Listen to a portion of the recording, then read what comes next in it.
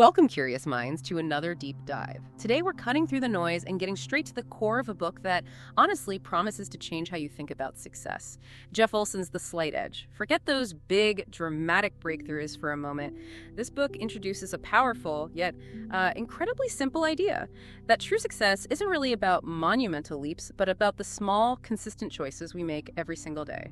Our mission today: unpack the core concepts, explore the timeless wisdom in it, and reveal why this philosophy has resonated so deeply with so many people. We've got a detailed review of the book as our source material, covering everything from its core philosophy to its impact on readers. So let's dig in and discover how tiny decisions can shape your destiny. So let's just jump right into it. What is this slight edge philosophy all about? What's the central idea Olson wants us to grasp? Okay, so at its heart, the slight edge really pushes back against the common idea of success.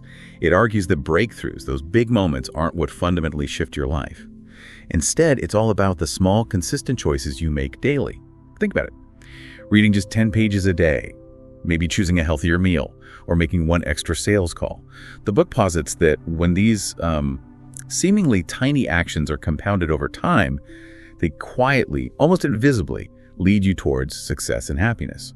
Or, and this is crucial, away from failure and regret if you don't do them. And this is where it gets really interesting, right? Because the book highlights that critical distinction. These actions are easy to do, but just as easy not to do. That's the paradox, isn't it? Exactly. The simplicity is its strength, but also maybe its biggest hurdle. I mean, in a world obsessed with quick fixes and viral success stories, how does Olson convince us that the truly impactful actions are often the ones so subtle they almost feel insignificant in the moment? Precisely. Yeah. That's the core of it. It's less about complex theories or, grand strategies. It's more about a fundamental shifts in your mindset and your daily habits.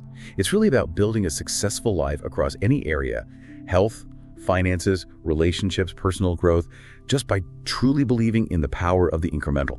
This whole concept is deeply, fundamentally tied to time and consistency. Success is never an overnight event, and the book makes that incredibly clear. What truly creates that upward curve in your life is the compounding effect of these daily disciplines. Yeah, Olson visualizes this so powerfully with the idea of two paths, or two curves as he calls them. One slowly climbing towards success, the other steadily declining towards failure. Yeah. And it's those small actions, consistently done or consistently avoided, that put you on one of those paths. What's often overlooked, though, is that the initial difference between those curves is almost invisible. Absolutely. And the book gives clear, relatable examples to illustrate this. Like, if you read 10 pages a day, that leads to knowledge, which then fosters better decisions and ultimately leads to success. Simple chain reaction. But on the flip side, if you skip reading daily, well, that leads to stagnation, then maybe poor decisions, and finally down the line to failure. The tricky part, and what really trips people up, is that whether you're improving or declining isn't immediately obvious. It takes time for the effects to really show up. And that delay, that's where most people give up too soon. The real power lies in trusting the process before you see the big results. Right, that delay, where the results aren't immediately visible, that's often where most people falter. Does Olson offer specific strategies or mental frameworks for bridging that gap, between the effort and the delayed reward? Because that feels like the make or break point for so many trying to build good habits. He does, yeah, and it ties directly into his emphasis on your attitude and philosophy. Yeah. That's key. Olson actually states, your philosophy is what you know, how you hold what you know, and how it affects what you do. So it's not just about doing more things. It's about thinking differently first. You have to adopt this slight edge mindset. And that naturally leads to doing things differently. It's this deep belief that these small actions will add up, even if you can't see it yet. Ah, okay. And this thinking then translates into these daily disciplines. These small, consistent actions, like you said, they're kind of invisible in the short term, but incredibly powerful over time. The key then is that you have to do them long enough for the compounding effect to kick in. It's like planting a tiny seed, right? You don't see the tree overnight, but you trust the process. That's a perfect analogy. And a great example he uses is saving just $1 daily. I mean, on its own, it seems utterly insignificant, almost not worth the effort, right? But the book demonstrates its power when you realize its cumulative impact, say 20 years later. That's the core of the slight edge in action. And once you start building these habits and you start seeing even tiny results, it creates what Olson calls momentum and mastery. Success really does feed on itself, but only if you stay consistent and committed.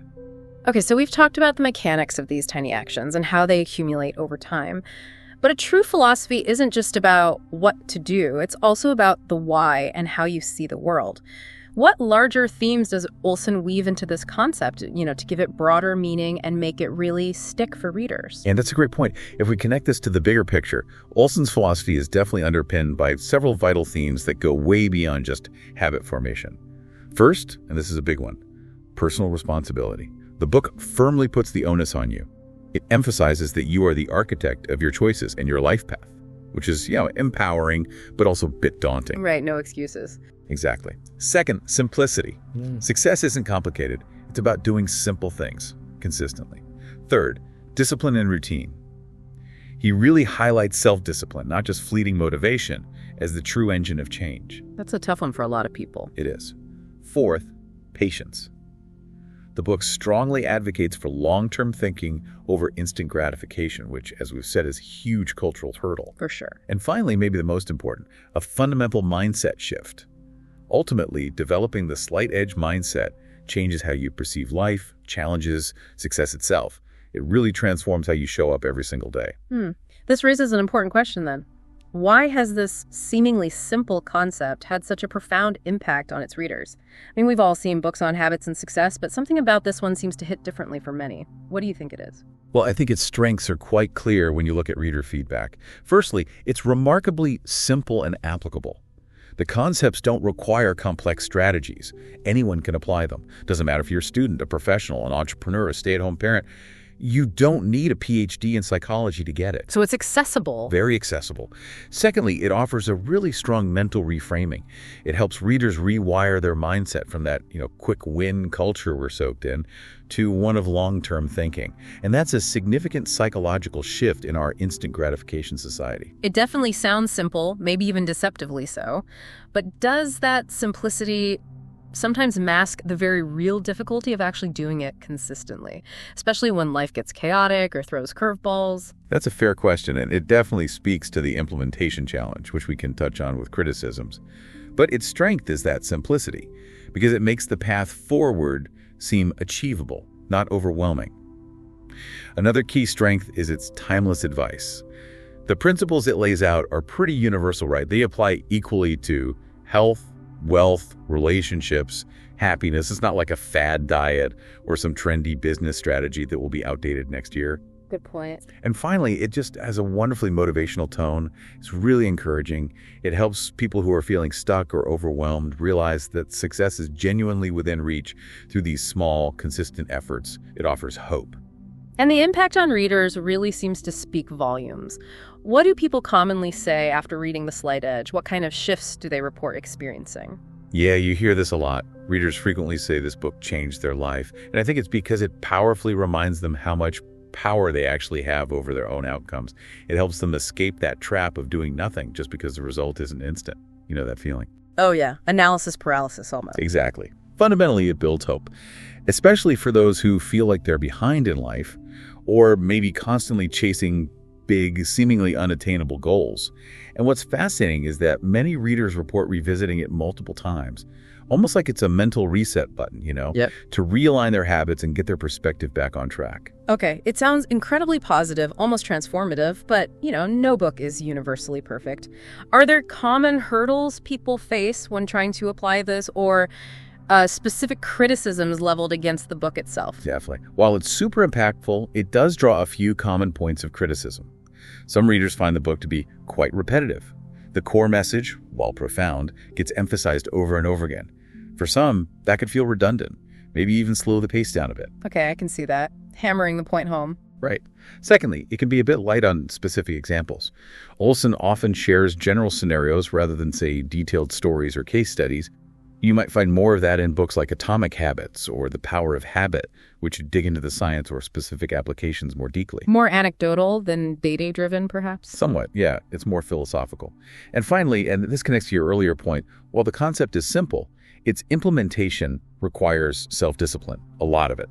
Not every reader is immediately ready for the high level of personal responsibility it demands, and the book doesn't really provide a step-by-step tactical plan for building that discipline from scratch. It tells you what and why, but less of the how to build the discipline itself. That makes sense. It gives you the philosophy, but you still have to do the work. Precisely. So given its place in the whole personal development space, how does the Slight Edge kind of stand up or differentiate itself when you compare it to other popular books in the field?